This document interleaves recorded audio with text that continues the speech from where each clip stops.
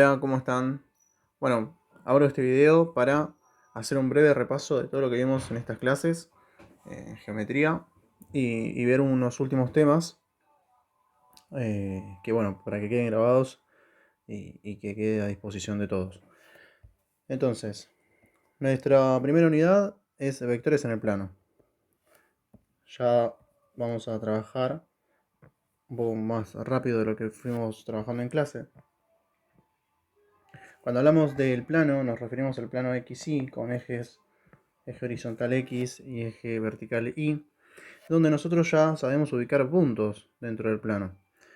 Por ejemplo, un punto A, podemos escribirlo como A mayúscula, 2, 1, sabemos muy bien que está 2 hacia la derecha y 1 hacia arriba respecto del origen.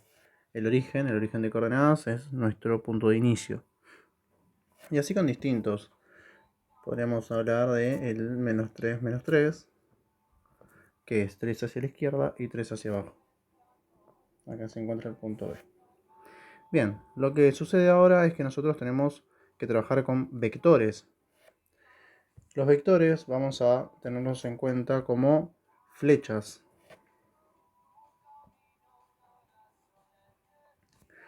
¿Sí? Esa es la interpretación geométrica que vamos a hacer de los vectores. Y vamos a identificar a los vectores a través de tres características, que serán el módulo, la dirección y el sentido. El módulo es el largo que tiene el vector. En este caso, el largo será esto. El largo, como es una medida, es un número. Y es un número que puede ser positivo o cero. O sea, un vector que tiene largo cero. Al módulo se lo simboliza con barras. Muchas veces también se utiliza con dos barras y se lo suele llamar norma también. Norma del vector. La dirección que tiene está muy relacionada con el sentido y no hay que equivocarse en esto. La dirección la podemos entender como la línea una línea recta que contiene a ese vector, o sea, que se podrían superponer, ¿de acuerdo? En un tramo, no en toda la recta. Y el sentido se refiere a hacia dónde apunta la flecha. Podría ser en un sentido o podría ser en el otro. Muy bien. Entonces, esto es lo que define a un vector. ¿Qué sucede? Que yo podría dibujar acá un vector, y en otro espacio otro vector por acá. Suponiendo que ahí se viene el dibujo, podemos creer que los dos miden lo mismo porque su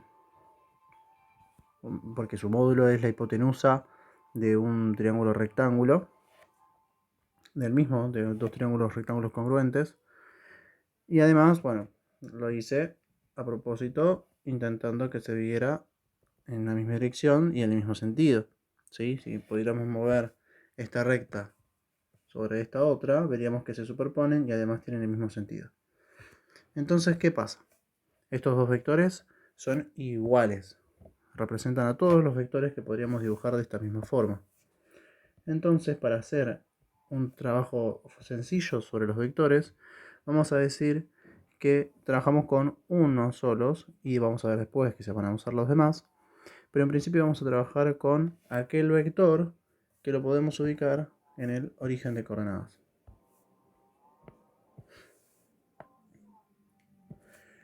Bien, como sabemos van a haber un montón, infinitos vectores, y hay que empezar a nombrarlos para trabajar con ellos. Bueno, vamos a coincidir todos en que la mejor forma de llamar un vector va a ser por donde cae la punta del vector. Cae sobre un punto, y ese punto ya lo conocemos. Entonces el vector que tengo acá cae, o sea la punta, cae en el 1, 2. Entonces podríamos llamarlo vector 1, 2. Es el único vector que tiene comienzo en el origen y termina en el 1, 2. Muy bien, y así con los demás vectores con distintas direcciones y sentidos. Algo importante, por lo menos para mí, es identificar cómo una letra mayúscula representa un punto, mientras que un vector es una letra minúscula y además con una flechita por encima de la letra. Entonces estas son las tres principales características del vector. Bueno, una vez que ya sabemos que los vectores se pueden representar en un plano,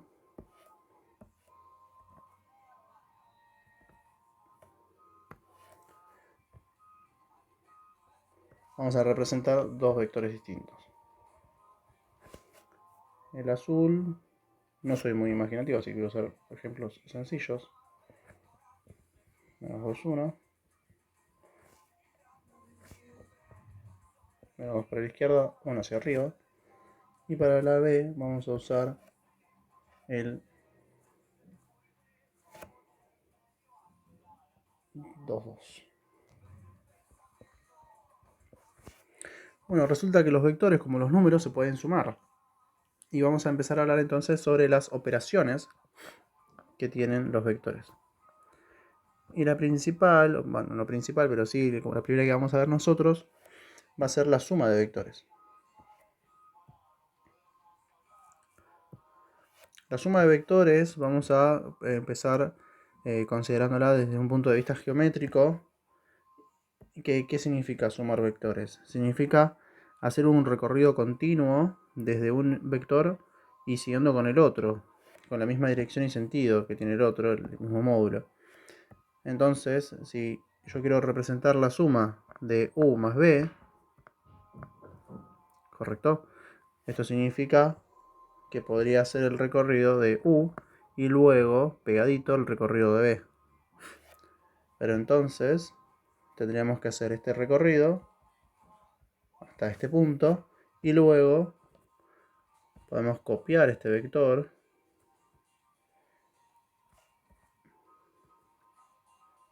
y continuar el recorrido desde el punto en el que nos dejó. Y eso nos lleva a este otro punto, que sería el punto final, ¿cierto? Ese punto final lo vemos que está en el 0,3. Sin embargo, no tenemos que perder de vista que si estamos sumando vectores, es lógico que el resultado también sea un vector. Entonces, si bien caemos sobre este punto, termina en ese punto, lo que nosotros estamos obteniendo es otro vector que apunta hacia arriba en este caso, y es el vector 0,3.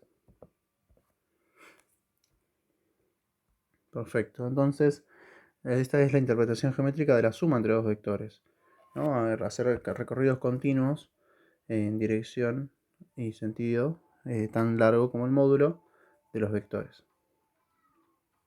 Muy bien. Lo que sucede acá es que, bueno, esta es la interpretación geométrica y estaría bueno obtener una fórmula o una expresión que represente esto de forma algebraica. Y sí, efectivamente la tenemos. Y dice así. Si nosotros queremos sumar u más b, es decir, en este caso, menos 2, 1 más 2, 2, lo que se debe hacer entonces es sumar componente a componente. Menos 2 más 2 y en este último 1 más 2. Y vemos que efectivamente nos da el resultado que tuvimos en forma geométrica. Muy bien, esto se puede generalizar si nosotros pensamos en vectores x y un vector y. Podemos llamar x1, x2 a la primera y segunda componente y 1 y 2. Y esto nos da este otro vector. Muy bien. Entonces esta es la primera operación que existe entre vectores y se puede dar, bueno, entre cualquiera de los vectores. La segunda operación que vamos a ver es una un poco distinta a la anterior y se llama producto por un escalar.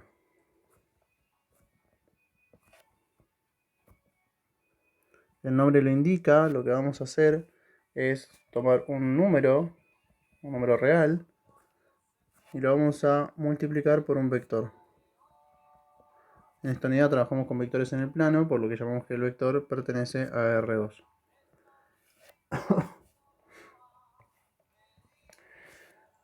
Entonces vamos a decir alfa por B. En este caso vamos a hacer un ejemplo concreto. Vamos a hacer 2 por B.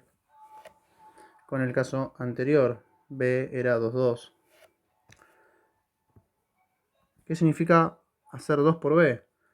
Bueno, nuestro plano va a significar, si este es el vector B, 2 veces B, o 2 por B, es lo mismo que hacer B más B. Es decir, en la misma dirección, con el mismo sentido, duplicar el largo que tiene el vector B y obtener un nuevo vector, que es este blanco. El vector blanco es 2B. Y así con cada uno. Acá podemos empezar a formular conjeturas que, por ejemplo, una entre tantas es que 1 por B nos va a dar el mismo vector, porque es una vez ese vector. Si nosotros multiplicamos por un número, voy a escribir A, siendo A un número real, pero A está entre 0 y 1, se va a achicar, ¿correcto?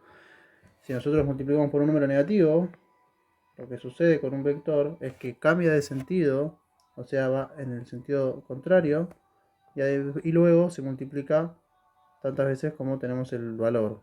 En este caso sería 2 veces para el otro lado, para el otro sentido. Muy bien. Otra vez necesitamos una forma más general, forma algebraica de expresarlo. Y vamos a decir que alfa por x es lo mismo que, bueno, hacer alfa por x1, x2, representando el vector. Y esto se resuelve de forma algebraica haciendo alfa por x1, alfa por x2. Producto por un escalar. Muy bien.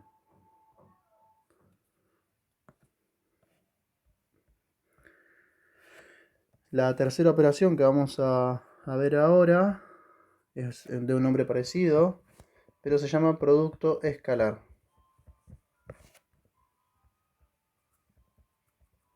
Se llama producto escalar, y ahora vamos a ver por qué.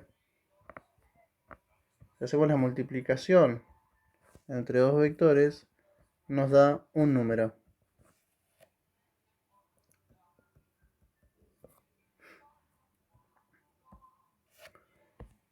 Podemos analizar qué es exactamente lo que significa, pero nos vamos o sea, de la interpretación geométrica, pero por ahora nos vamos a detener a la construcción de la forma algebraica de la fórmula, que es así.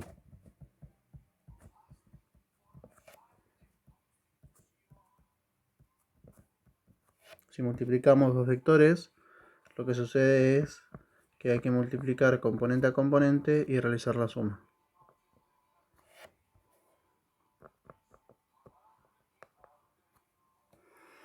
Esta es una forma y es por ahí la más directa, pero hay una segunda forma que nos va a traer estas ideas. El producto escalar entre estos dos vectores entonces es la norma del primer vector por la norma del segundo por el coseno del ángulo formado entre esos dos vectores. ¿Qué quiere decir este alfa? Bueno, si este es el plano, esto es x y esto es y, el ángulo θ es el ángulo que hay entre ellos. Bien, esta segunda forma de expresar el producto escalar es conveniente si por algún motivo necesitamos encontrar el valor de ese ángulo, o si ya lo tenemos y no conocemos los vectores, pero sí conocemos el largo o el módulo de cada uno de ellos. Es una forma interesante Y después vamos a ver más adelante cómo esto no pasó en ninguna clase, pero ya lo digo. El módulo de x por y es igual al área del paralelogramo que tiene al módulo de x y al módulo de y como dos de sus lados. Esta es la interpretación geométrica. Podemos verla en algún otro momento, pero está bueno que también ya lo sepan. Muy bien, y con estas operaciones ya podemos empezar. ¿Por qué producto escalar? Bueno, el resultado de esta multiplicación es un número, y acá lo vemos. Las componentes de los vectores son números, el producto entre ellas es un número, y la suma entre ellas es un número. Por eso es lógico que el resultado de un número. Lo mismo o algo parecido sucede con esta fórmula, donde tenemos el módulo de x, como dijimos, es un largo, a lo sumo podrá ser 0, pero después es un número positivo, análogo con y el coseno de un ángulo, sabemos que es un valor entre menos 1 y 1, por lo que efectivamente toda esta cuenta también dará otro número. Más que otro, dará el mismo si son los mismos vectores. Bueno, cada una de estas operaciones tiene sus propias propiedades, vale la redundancia, y están todas en el libro y bueno, fuimos viendo algunas y hasta demostramos algunas, como por ejemplo la existencia de un elemento opuesto en la suma. Eso lo podemos ver ahora. Si nosotros tenemos un vector en R2, vamos a decir entonces existe un vector X que también pertenece al plano, tal que B más X nos da el vector nulo. El vector nulo es el vector que no tiene longitud, que no tiene módulo. Perdón, un error mío. Sí tiene módulo y el módulo es 0. Es el vector que empieza y termina en el origen. O sea, podemos decir que es prácticamente un punto. No tiene dimensión, no tiene largo. Bueno, a esto lo que me refiero es que para cada vector existe un único vector que en la suma nos da el vector nulo. Y a ese vector en particular lo llamamos vector opuesto. La forma geométrica de observarlo es, dado cualquier vector, consideremos el mismo vector con la misma dirección, pero en sentido distinto y igual módulo. Si lo superponemos al hacer la suma, vemos que efectivamente nos da otra vez el vector nulo. Y eso se puede hacer para cualquier vector. Entonces ese vector opuesto lo vamos a denotar, lo vamos a expresar como menos b. Si quiero expresar el vector opuesto a b, lo que se escribe es entonces menos b. Entonces, ¿qué pasa? Cuando muchas veces vemos operaciones como esta, lo que en realidad representa es b más el opuesto de u. Pero para no cargar mucho la notación, se suele escribir directamente b menos u y se terminó. Es decir, o sea, el menos no es una operación. O sea, podemos entender como que es restar, pero nos interesa definir nada más que la suma y el uso del menos viene más por el lado del vector opuesto. Y otra propiedad enganchada con este tema y con el producto por un escalar, menos 1 por b, entonces nos va a dar menos b. Pero menos b no es simplemente que me saco el 1. ¿Sí? Lo que esto representa es que te da el vector opuesto de b. Si por algún motivo nosotros o aquellos inventores de este álgebra hubiese preferido escribir vector opuesto de otra forma, por ejemplo b moñito, Tendríamos que decir entonces que menos 1 por b sería igual a b monito. Y sin embargo ese menos 1 se perdió. ¿Sí? Esto creo que quede claro, es una cuestión de notación. No es que el 1 se va, sino que representa el vector opuesto. En la práctica sí, el 1 se va, pero es una cuestión de notación que está todo a nuestro servicio. Muy bien, y hasta acá las operaciones. Bien, los vectores pueden ser perpendiculares, es decir, que pueden formar un ángulo de 90 grados. 90 grados, o también podemos llamarlo pi sobre 2. Entonces, ¿cómo hacemos para saber, queremos saber qué condición necesitan dos vectores para formar un ángulo de 90 grados? Entonces, como estamos hablando del ángulo, bueno, pensamos otra vez en el producto por un escalar.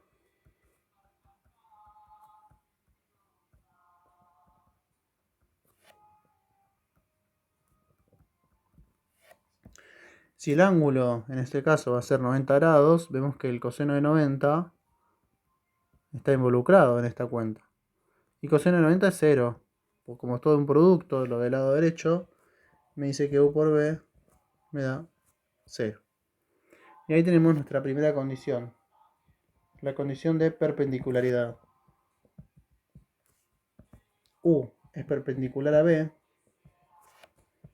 si, solo si, el producto interno entre ellos nos da 0. Por ejemplo, y esto queda a cargo del lector, diría, pero es un video. Menos 2, 1.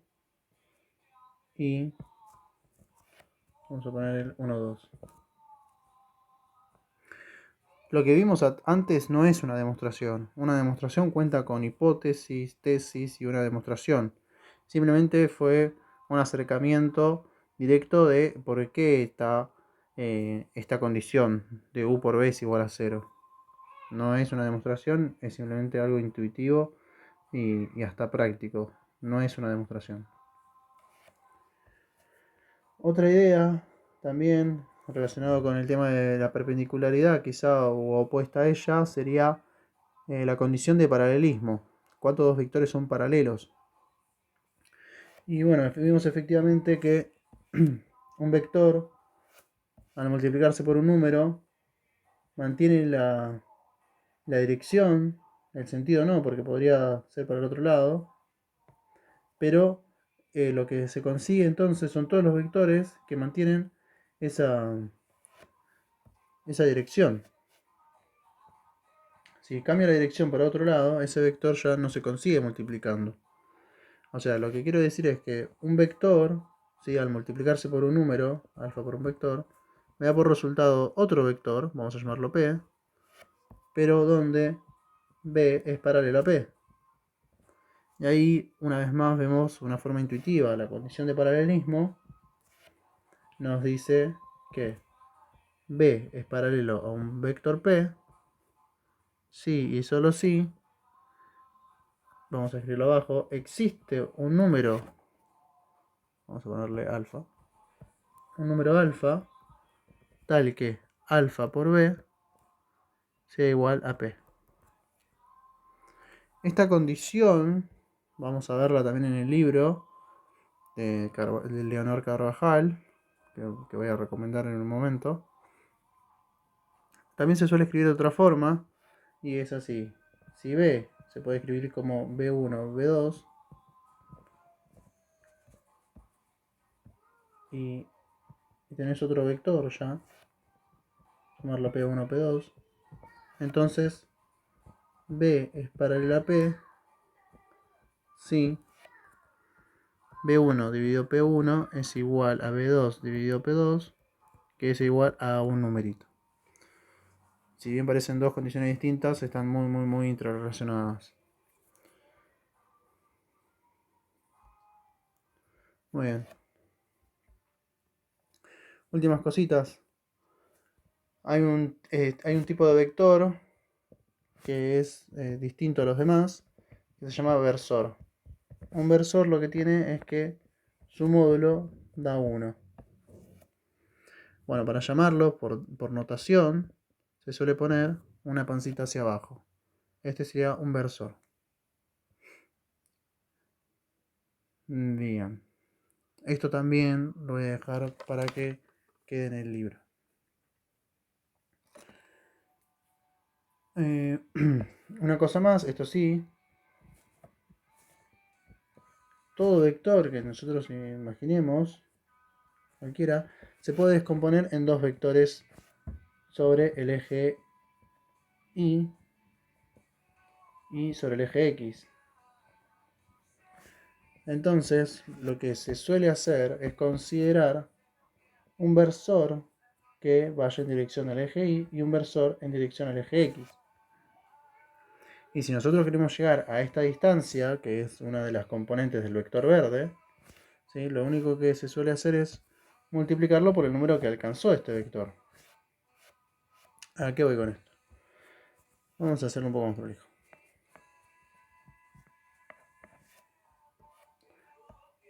Como decía entonces. Dado cualquier vector, voy a dibujar en este caso el vector 2, 2,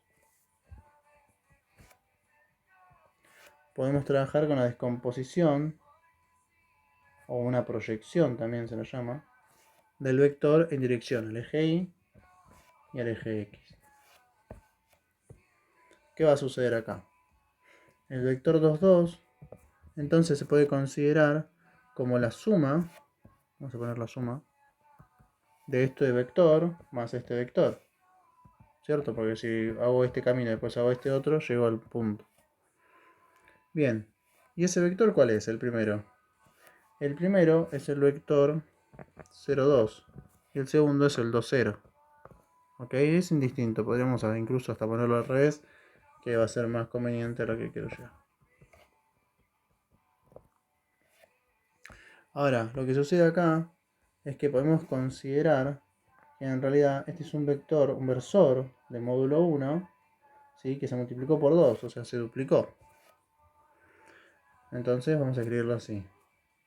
2 por, y el vector correspondiente va a ser el vector 1, 0 en este caso, y en este otro, que es, sí, efectivamente el del eje Y, 2, 0, 1.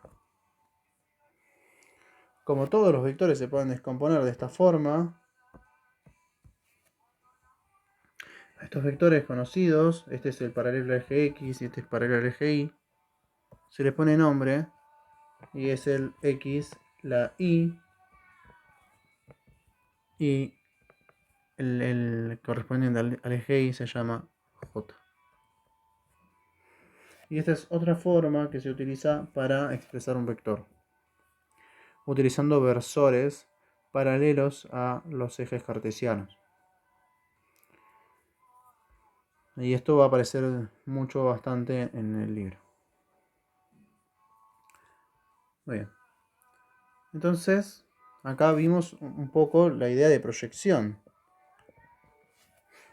La proyección, que es el último tema,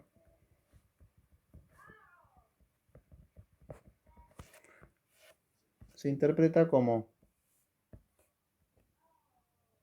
dado dos vectores, una proyección ortogonal es una especie de sombra. Este es el sol, esta es la sombra. Perdón, me olvidé lo que estaba diciendo. Pero vamos a decir, proyección entonces es la proyección. Vamos a poner el nombre. Esto es U y esto es V.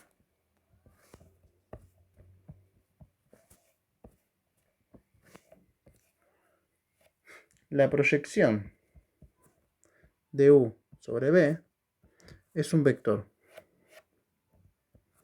Es un vector que geométricamente lo podemos entender como la sombra producida, la sombra de forma ortogonal, esto es un triángulo rectángulo, la sombra producida por el vector U sobre el vector B. ¿Bien? O sea que este es como una especie de descomposición de U, pero únicamente sobre el vector B.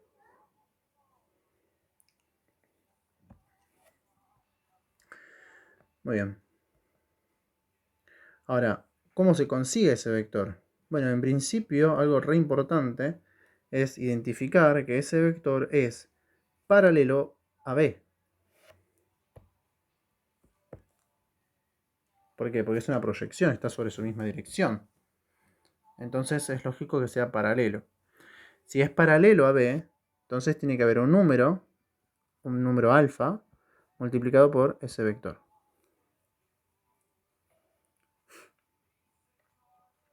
Pero como vimos anteriormente, en lugar de trabajar con vectores, en lugar de trabajar con un vector, voy a trabajar con un versor.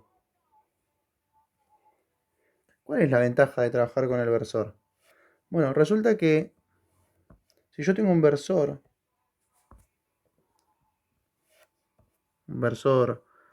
eh, pancita, ahí está, y lo multiplico por 7, por ejemplo. Ahora, la norma de esto, la norma de este vector, es 7. Si yo agarro cualquier versor y lo multiplico por raíz de 2, entonces su norma, su largo, ahora mide raíz de 2. Lo que hacen los versores es normalizar y luego por el número que multiplique este va a dar el largo. Entonces, lo que vamos a hacer nosotros es usar el versor. ¿Para qué? Para que este alfa ya no sea un número cualquiera o un número desconocido, sino que justamente como yo quiero formar el vector proyección de u sobre b, y estoy trabajando con un versor, el número multiplicado por este versor quiero que me dé este vector, entonces el alfa ahora tiene que ser el módulo de la proyección de u sobre b.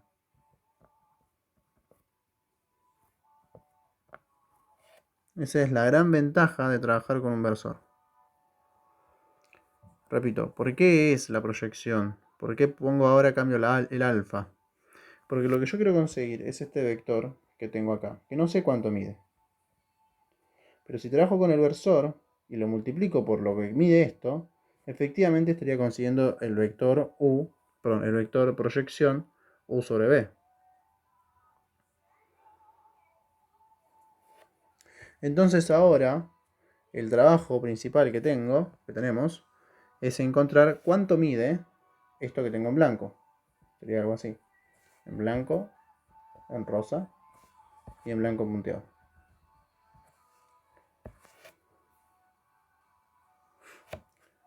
¿Cuánto mide el largo? Ya no lo pienso como vectores, sino que lo pienso como largos o catetos de un triángulo rectángulo. Ok, ¿cuánto mide este largo? El rosa. Y esto es u, o sea que si yo me preocupo nada más que por el largo, tendría que considerar la norma de u. Hay un valor más que conocemos, que es este ángulo, que es el ángulo alfa. Y lo que yo quiero conseguir, o sea, mi incógnita en este caso lo voy a llamar x, que es el largo de ese cateto. Entonces vemos que tengo un ángulo, la hipotenusa, y uno de los catetos, más bien el cateto adyacente. Con conocimiento de trigonometría, puedo plantear una ecuación donde el coseno de ese ángulo es igual a la adyacente, o sea, la x, dividido la hipotenusa. Es la x la que yo quiero encontrar para después reemplazarlo, ¿no? Es la proyección. El largo de la proyección. Por lo que me queda la norma de u por el coseno de alfa. Es igual a lo que estoy buscando. Pero claro, coseno de alfa no está tan bueno dejarlo así. Pero lo que sabemos es que aparece el coseno de alfa.